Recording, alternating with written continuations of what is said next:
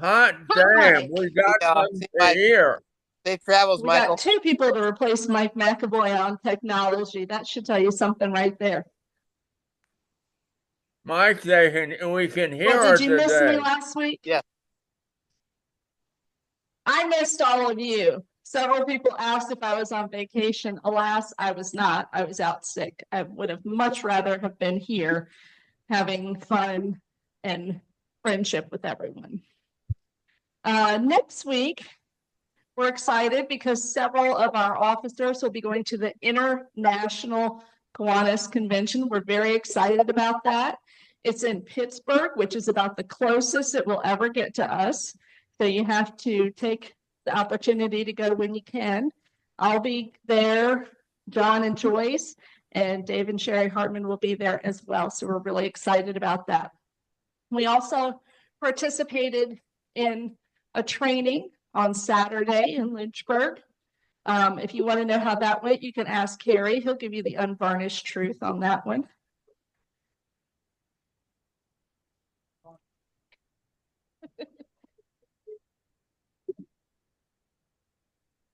First up, we're going to have our call for introspection and the Pledge of Allegiance. Preston is here with us today.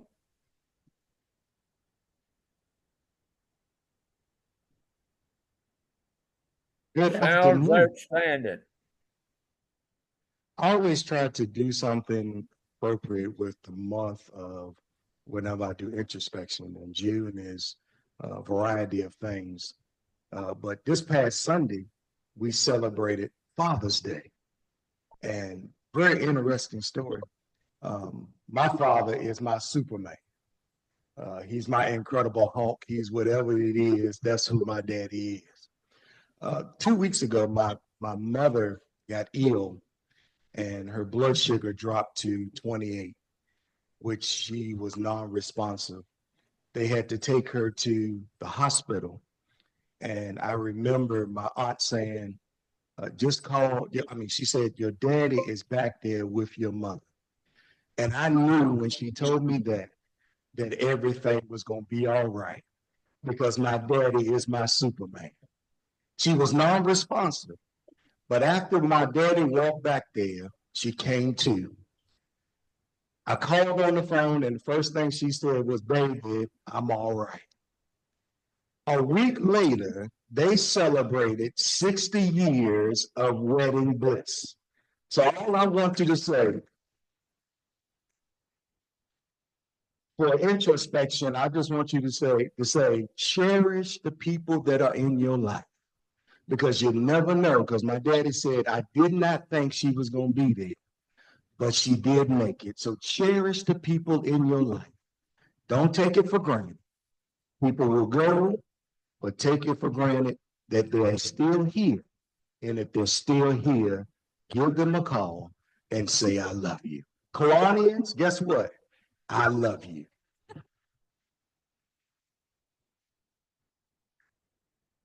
Pledge allegiance to the flag of the United States of America and to the republic for which it stands, one nation, under God, indivisible, with liberty and justice for all. Good to see you, Rupert.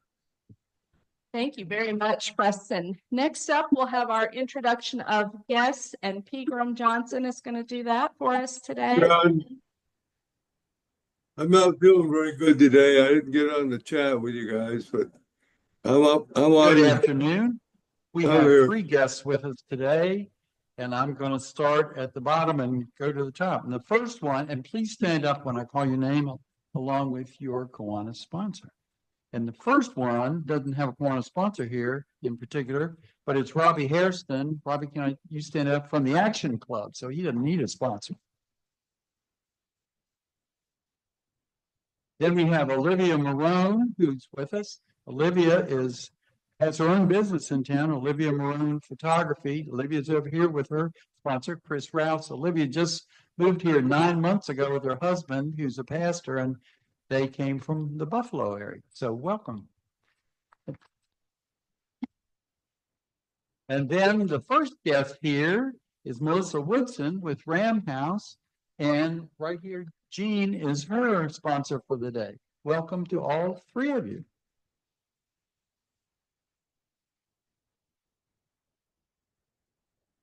Thank you, Pegram. All right, now last week, even though I know I wasn't here, we had a very important portion of the program that involved these chairs sitting in front of us. And Harry said nobody listens to him, so he wanted me to get up and say a word before Jeff Vick comes up. And what I will say is that membership is becoming very critical for Kiwanis clubs all over. And we are subject to that ourselves. I think sometimes we are somewhat complacent because we do have a very large club and we have many, many active members as well as active past presidents. But that doesn't mean that we shouldn't still take it upon ourselves to bring guests to our meetings and to encourage new club members to share the K and enjoy the benefits of Kiwanis that we all enjoy. We have a big community that needs a lot of help, and we need a lot of hands to do that help in our community. And so we want to make sure that we're all focusing on bringing guests to hear wonderful esteemed speakers such as Mr. Fralin, who's here today, and other speakers that we have throughout the year, or just bring them to volunteer activities. Jeff, where are you? Oh, there you are. Come on up and talk to us a little bit about our chair initiative. Thank you. Ooh, thank you, President Jean. Yes, it is indeed a hot mic. I wanted to get up here really quickly because I want to share my enthusiasm with you.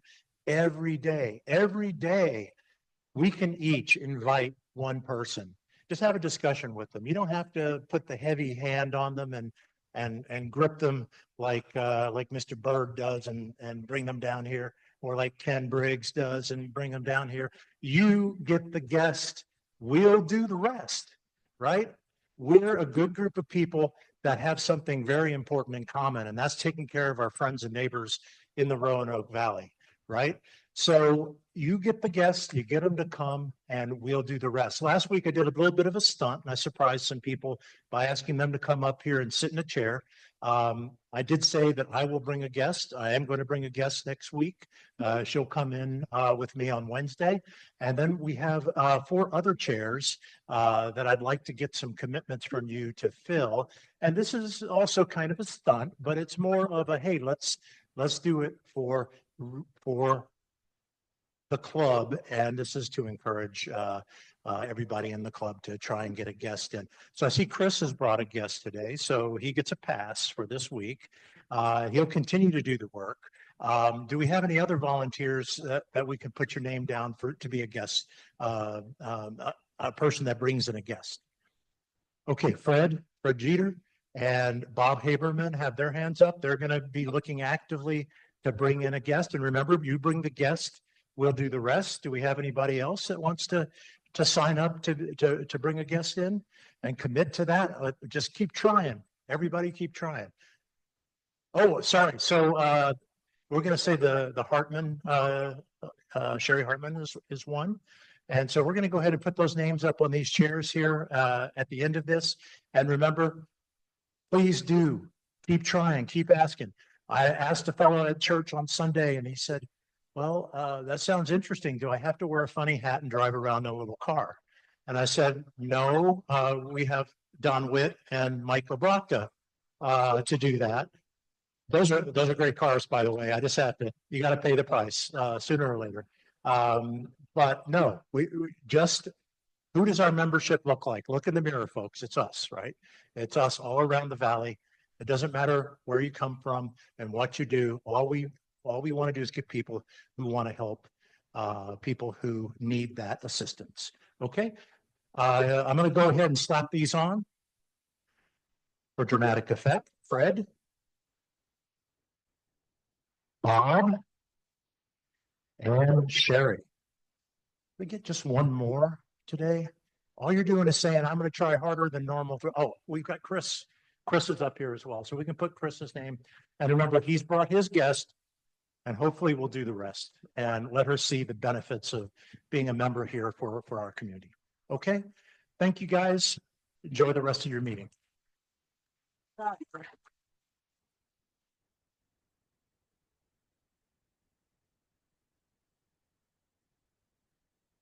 Great job, Jeff. Gosh, he's very persuasive, isn't he? We'll have to ask Babs if he's that persuasive at home. Okay. A few announcements. Our membership committee is meeting today in this space after our meeting. Harry's going to lead that meeting for us. The Environment Committee is meeting next Wednesday at 1:35 after the meeting in Charter Hall as well. And I'd like to invite Andre Brooks to come up and talk about the wine social, and Randy Myers will come up and talk about grants. Randy, come on up and you can talk about yours first. I didn't realize Andre had to get herself together.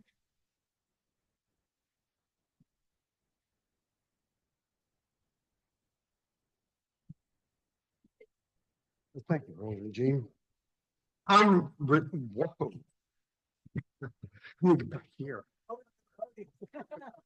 I'm Randy Myers, and I want to take a minute to talk to you about the grants that you help support in this area.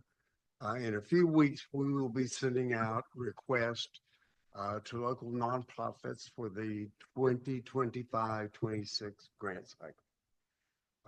We have about 112 names on the list right now, but we'd like to have more.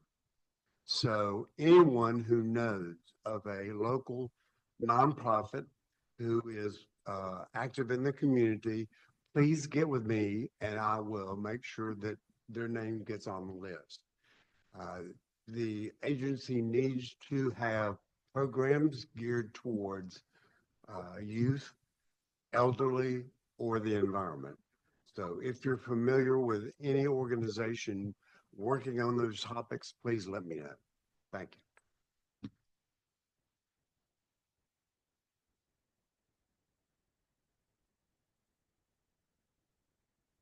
Thank you, Madam President. I'm together now. It's time to have fun. How many of you like wine? Then I would love to see you on June 28th at Stony Brook Winery in Daleville. Sign-up sheets are on the table. We're going to have a barbecue lunch, the same caterers we had last time. Barbecue, baked beans, macaroni and cheese, coleslaw, buns, of course, and we'll have some Kiwanis cookies. If you don't know what that is, come and find out. Sign-up sheets are on the table. Please go ahead and sign up so we know how many people for the caterer. Thank you. Thanks, Andre. I'm sorry, I'm going to have to miss that one. All right. One more brief announcement. Our nominating committee is meeting on Monday via Zoom. That's June the 23rd at 4 p.m.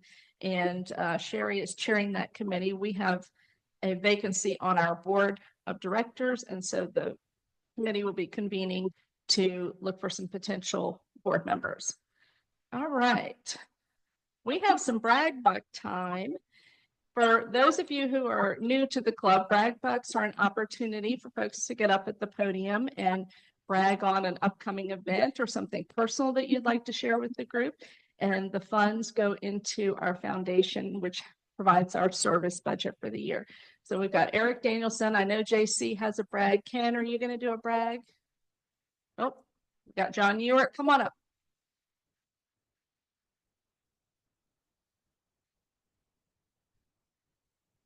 All right. Wow, this is a hot mic. Woohoo. I'm Eric Danielson. Been around for a while. People were here last week for the KPAD celebration. Saw the video of the highlights. Michael Brockton went and put the video on YouTube, and I was trying to incentivize people to go watch the video. I was going to pay $1 for each unique view on YouTube, up to $30 because it's the 30th anniversary of KPAT. So right now we're at 18. So I'll pay $18. I'll go another 12 if it ever makes it to 30. So if you haven't watched the video, go watch it. The link's in the newsletter. It's on the Roanoke Kiwanis Club YouTube page. So thank you.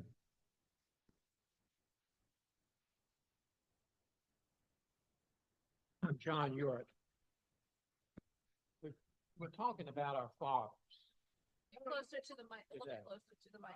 Get close to the mic. We're talking about our fathers. Let me tell you what happened to me on Father's Day. Of course, they said, Dad, you've been the greatest father ever. So let me tell you what they did. They sent $200 to the D-Day Memorial in my name. And gave me balloons, all kinds of gifts. This morning, I went out and let that balloon go, and it went out of sight. But anyway, that's what I'm bragging about, family.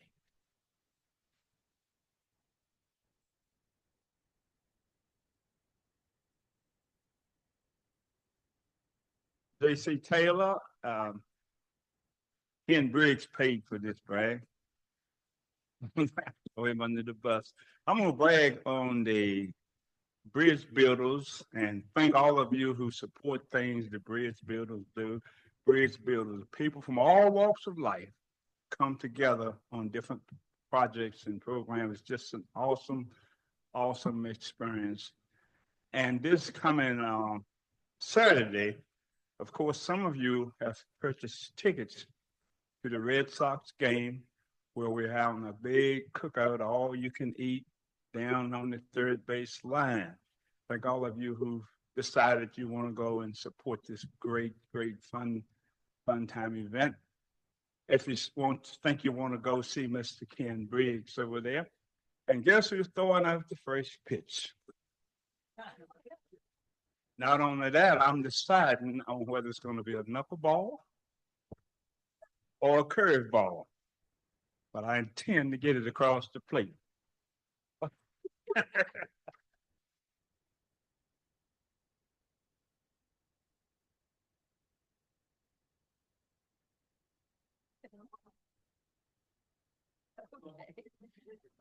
Now, you are at the mic. Hello, everybody. Dave Hartman. I was inspired by my elder, Dr. Kessler, last week to, he's not here. Oh, he's got me by 2 days. He's 2 days older. And so I've been inspired, and I will give the amount of my age, 76 next week. So that's what I like to do this week.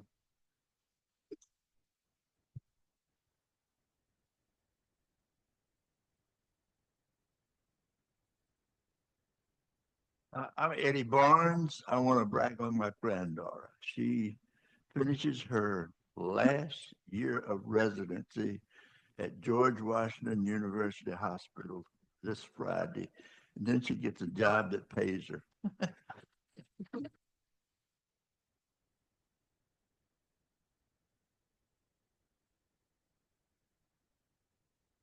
Yeah, I was watching on Zoom last week and I heard Reef throw down the gauntlet on those birthday brags.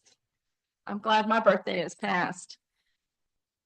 All right. Well, any other brag bucks before we keep going? All right, great.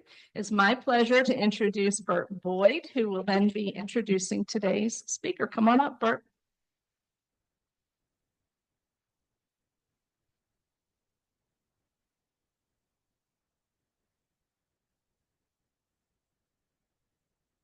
Afternoon, everyone. It's a great opportunity for me to present our guest speaker, Mr. Hayward Fralin. A lot of you probably know personally and know about his background intimately. But in 2024, he was Roanoke Citizen of the Year. He's given us a presentation today about his thoughts for the future of the Roanoke-Blacksburg region. And he said he may expand that to some other concepts as well. He's a lifelong resident of Roanoke with a notable history in philanthropy service. He's been involved in the University of Virginia, Virginia Tech, Virginia Western Community College. And I think more currently he's served on the Virginia Growth and Opportunity Board. And while I only touched on some of the accomplishments and current services, I think most notably, his passion is for supporting the advocacy for the advancement of the Fralin Biomedical Research Institute at Virginia Tech. But again, we've given him as much flexibility as he wants to expand beyond just the Fralin Research Institute. So if you would join me in welcoming Mr. Hayward Fralin to the Kiwanis Club of Roanoke for our guest speaker.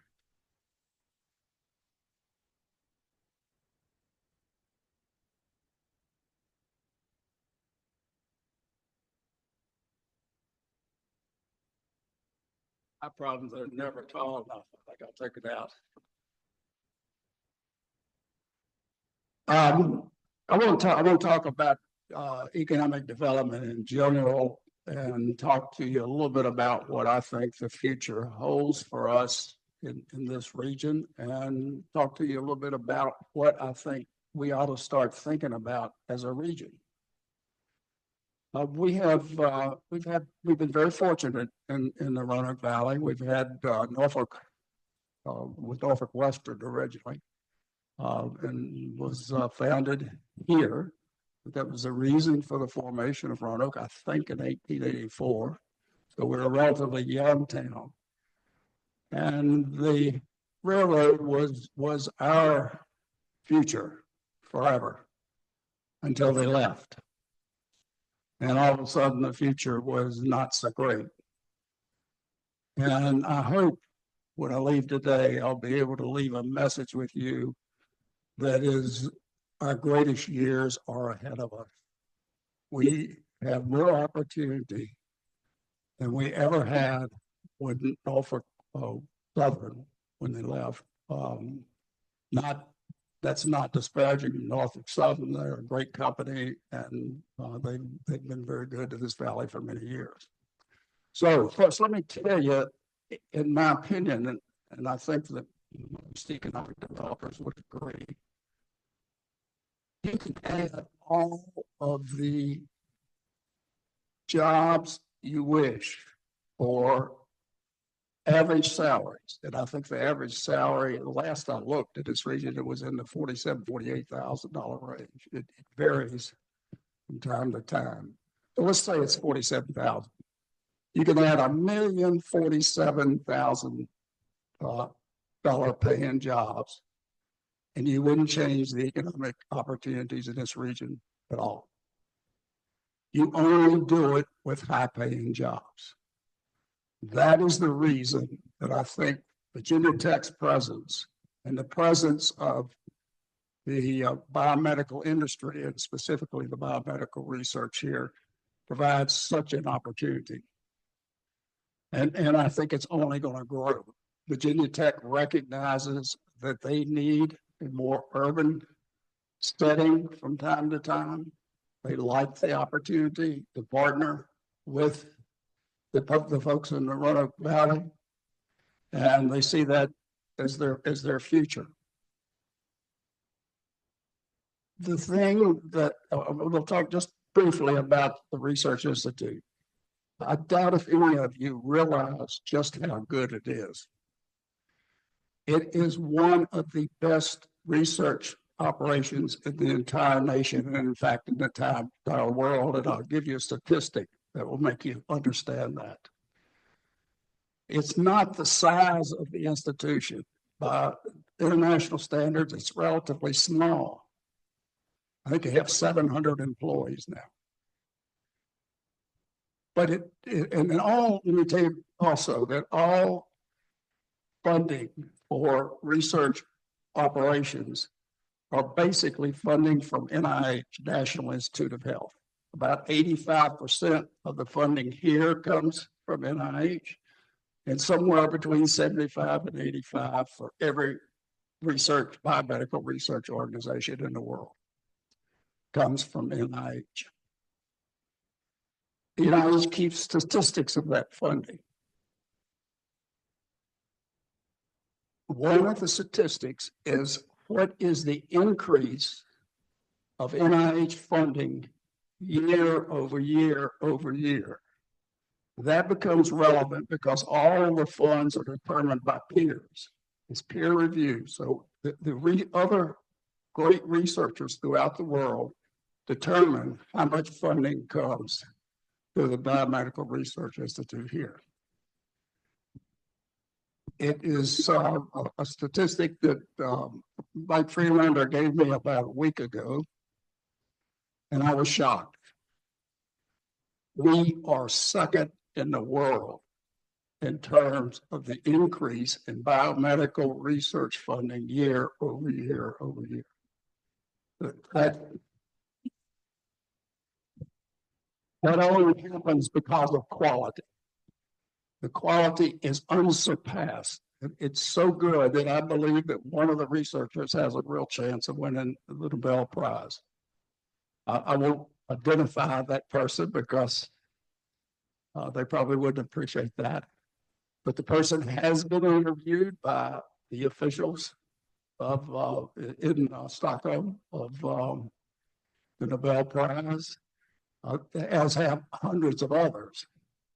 But and there's a lot of politics in that award. But just to have someone that is considered is pretty darn relevant. And I'm going to tell you about one of the researchers. All of them are great. And this one is not the one that I think has a chance of winning the Nobel Prize. But I think you can relate to his research, and I find it interesting. I think you will. His name is Rob Gordy. Maybe some of you know Rob Gordy. He is originally from New Zealand. He and his wife have located here now. They love the region. I will tell you that most of the researchers that came here, when they first agreed to come, the question is, where is Roanoke? When they get here, they love it. They all want to stay. They all think that this is a wonderful place to live and to raise a family. So Rob, and by the way, he's not a Johnny-come-lately. He won the national prize during the Obama administration for the best startup company in the country, and went to the White House to receive his award. So he's been around. But Rob, since that time, has discovered a molecule, all in animals, mice, trials, no human trials yet, but he's getting ready to perform human trials. This molecule in animals will stop a traumatic injury immediately and start the recovery process. That includes radiation injury. You can imagine why the Defense Department is extraordinarily interested in the ability to stop radiation injury and start the recovery process. It's the healthcare industry is also very interested in that, because every time any of us go to be treated that involves any kind of radiation, for example, if you go to a dentist time to time, you'll get an X-ray. You receive a certain amount of radiation. So to be able to reduce that damage is a significant factor. And they are now setting up clinical trials. The other thing that he has discovered is that you wonder how you're going to get a molecule to the point of injury when it happens. He has discovered that there are certain exosomes in milk. It's any kind of animal milk. It could be human milk. It could be cow's milk. It could be you name it. They all have these exosome properties that have the ability to carry that molecule directly to the point of injury, and then he can reduce that to a pill, which he has done. And the clinical trial will probably start within a month, and my prediction is that there will be a pretty significant reception of that as soon as after the start. The other thing that he has discovered, and he's not doing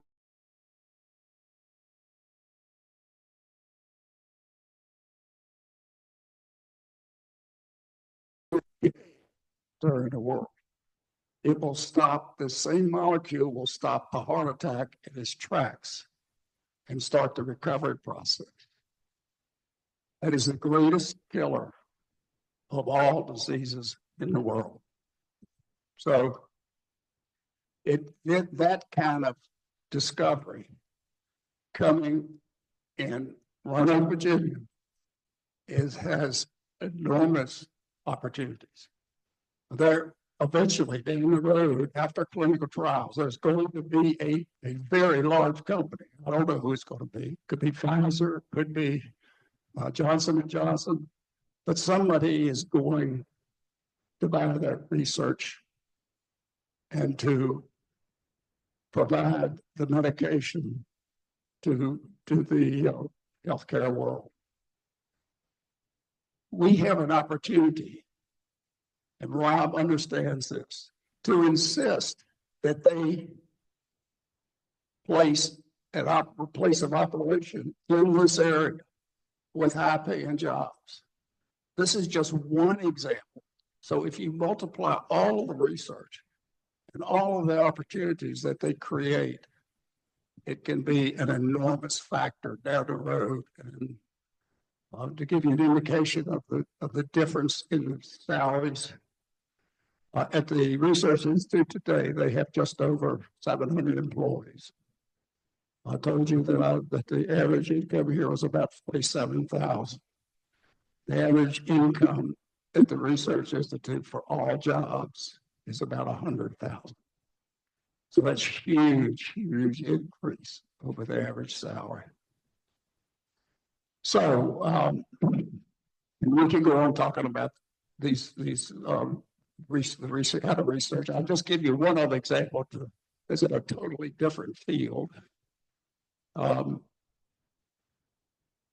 of the researchers has discovered how to the only researcher in the world that's done this, how to definitively measure the discharge of serotonin, dopamine, and one other chemical that's discharged from the brain that controls all your thought process, controls things like addiction, controls things like moods,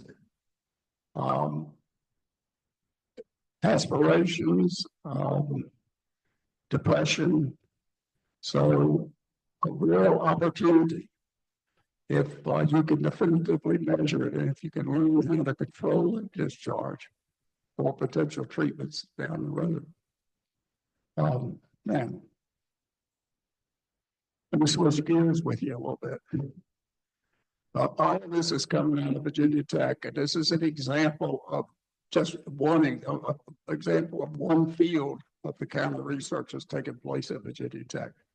There are equally spectacular kinds of research in engineering and environmental science. One of the things you may have heard about, autonomous vehicles, and all the research that's taking place in Virginia Tech with autonomous vehicles. And it's not just cars, they're also very involved in autonomous vehicles underwater.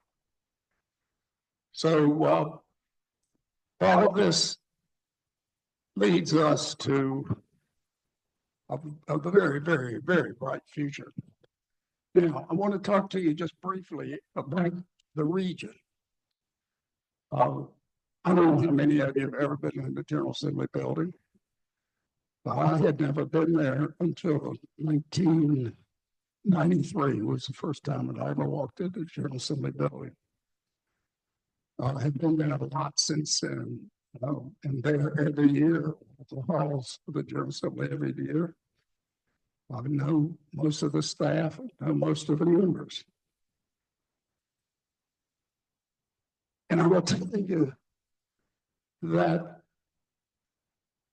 the intentions of every member of the General Assembly are pretty good. All the intentions are pretty good. They want to do what's best for the Commonwealth, but they are very focused on their constituents. And the vast majority of them are not from this area. In fact, if you draw a line from Virginia Beach, Stanton, all the way to the West Virginia line, you would probably divide the state almost in half. And the people that live below that line are nowhere near the number that live above that line. And so Northern Virginia, by far, has the greatest reputation in the General Assembly. And there are many, many people that live in Northern Virginia that have never been to the Roanoke Valley. So I'm telling you that because I think we have to start thinking in terms of a mega region where there are far more people.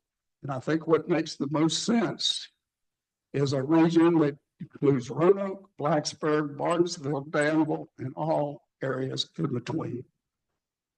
And there are several reasons that I believe that. It connects us with North Carolina. I think that's a very important factor for us, particularly with our budding biomedical research and the research that's taking place in the triangle down in North Carolina with UNC, NC State, Duke, and Wake Forest. So if you close that area with a circle, the number of people that live within that circle is 710,000. I believe that we have the opportunity in the next 25 years for that number to be 3 million. And that would equate similar to the Richmond area. You draw about the similar size circle, the Tidewater area, if you draw a similar size circle, and Northern Virginia, probably bigger land area, and not quite, but the population in Northern Virginia would be higher. So if we do that, and if we develop those alliances, there are a lot of reasons for us to want to do that. I doubt if the people in this room understand just how forward-thinking Danville has been. Danville is the area where the greatest advanced manufacturing has taken place in the Commonwealth of Virginia. Of all the areas, there's more advanced manufacturing, and it's more advanced in Danville than anywhere. And a perfect example of that is the industrial, I forgot, the Institute for Technology. It was their original higher ed center, but they turned it into a high-tech teaching organization. And in that institute is a section that's devoted to the United States Navy.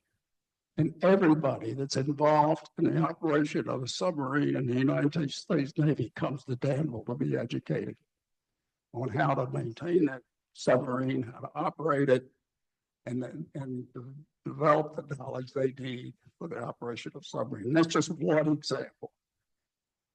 So we have lots of opportunities. Tell you another thing that you probably don't know.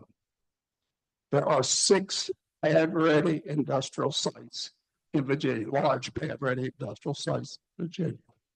And by large, we're talking about, I think there's about 1,500 acres or more. 3 are along the 220 corridor. 2 of them directly in the 220 corridor, and the largest in the state is just off of 220 on 58 between Danville and 220. If in fact the Commonwealth is going to generate the most opportunity with the operations of these industrial parks, they have to connect us, and they've got to improve 220. 220 is a dangerous road. It's 4 lanes, but it's not a good 4 lane. In fact, one of the lanes is the original wagon road that was barely paved. There's never been any improvement to it. So we got a lot of work to do. But I believe that if we could, and there is an organization that is developing that opportunity. It's called the Blue Ridge Innovation Corridor. And that's both a place and a name. And BRIC is the acronym.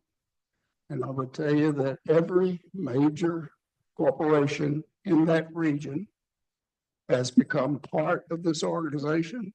A lot of the smaller corporations have become a part.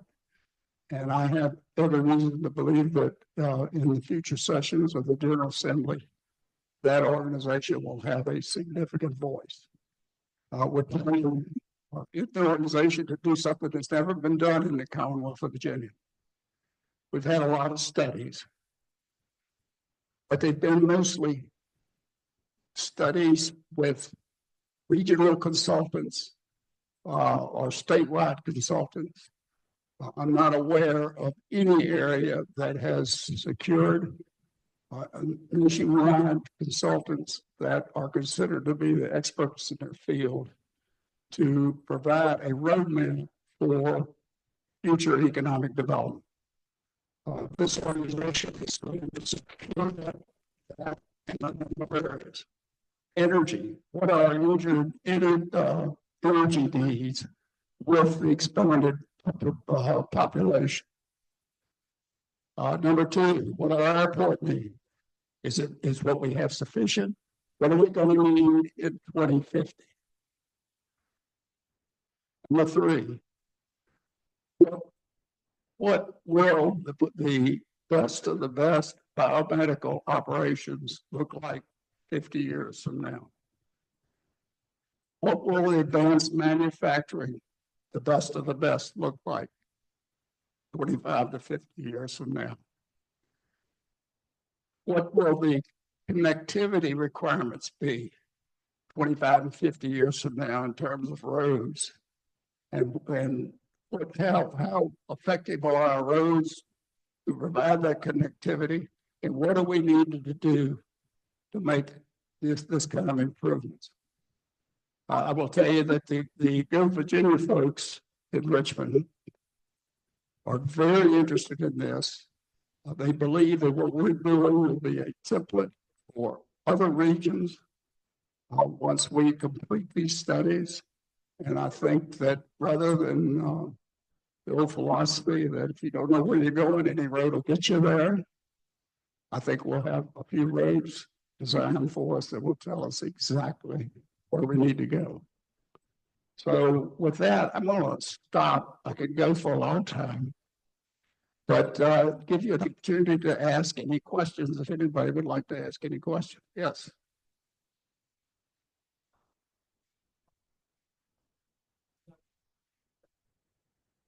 The answer is, the question was, VDOT has appears to have abandoned the idea of 73, and is that true? And the answer is yes, and this is another example of what I'm talking about by a mega region. VDOT, it's easy for VDOT to tell a few of us in Roanoke that we don't need I-73 at the moment. The spending the kind of money that it would take to build it is not justified. But if you have a professional report that is designed and drafted by someone who, or by a company that is considered by everybody to be an expert, and you have, instead of what's the population of Roanoke, about 100,000, I think. Instead of a population of 100,000 asking the question, you've got 710,000 people asking the same question. then all of a sudden that changes. I will tell you that the Secretary of Transportation is not in favor of any improvements to 220. The reason being that he believes that there are other needs that are far more important than this one. And unfortunately, that is the system that has been designed by the Commonwealth of Virginia. It's called Smart Scale. And it's developed to address the crisis. It's not developed to plan for the future. And in my opinion, we need to start planning for the future. The last governor in Virginia that allocated any funds for economic development planning in terms of highway spending was Joe Beliles. And Joe is a great friend, but unfortunately he's been dead for about 8 or 10 years. And that's a long time. I think his term expired in 1992. No funding for economic development opportunities in highways since then. Great question. Anybody else? Yes.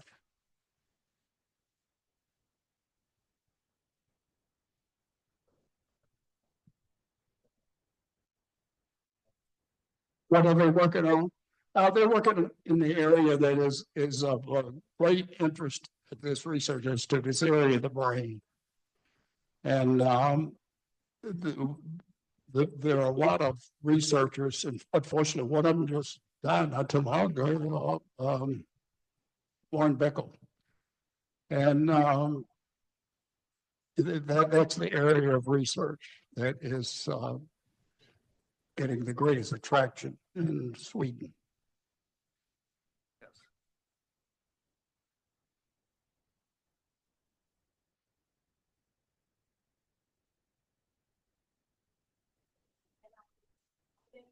Yeah, I've had a lot of conversations about it, as a matter of fact.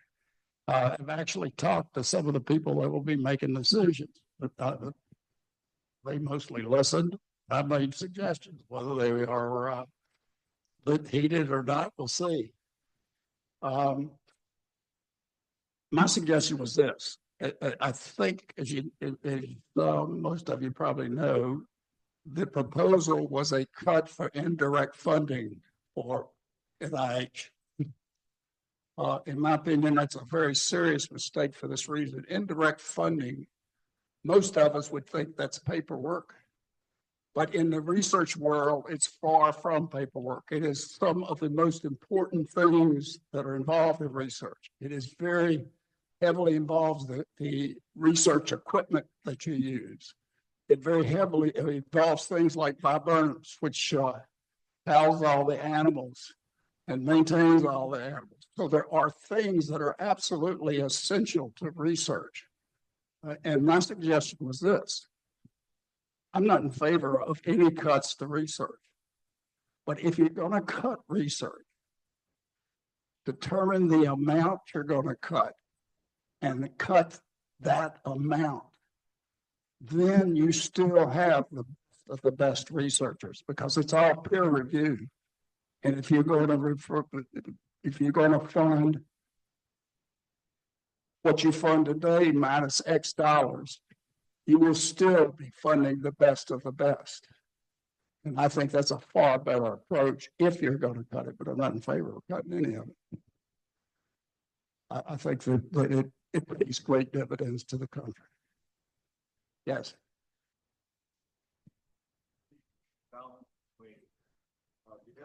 Land conservation and the growth that you see needed to accomplish something. I think that's a conflict that will always exist. And usually things are somewhere in between is about right. The people who are no good at all, that can't be right. That's not ever going to work. And the people who are growth at any cost without any consideration of the environment. That can't be right because there are a lot of things that are not practical or and not that beneficial. So if we could find the balance, I think that is the ultimate answer to that. Hard to do, but I have a lot of confidence that we have people involved that can do that. Yes.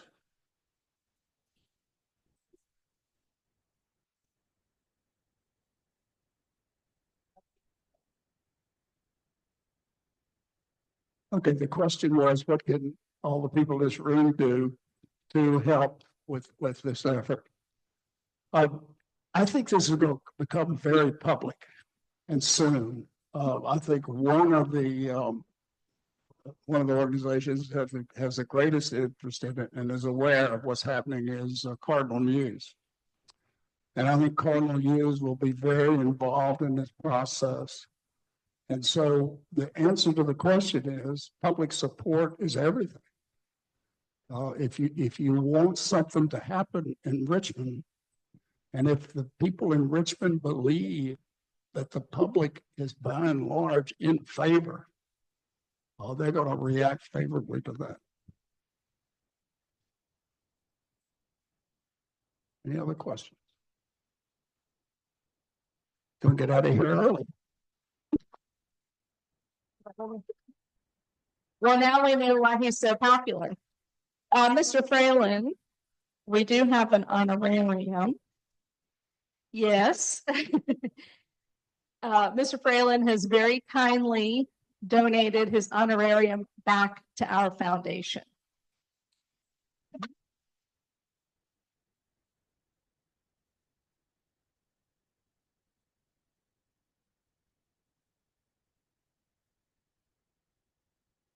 Well, next week, we're going to be hearing some more about regionalism with Jonathan McCoy, who is the Botetourt County Community Development. And that should be a very interesting program.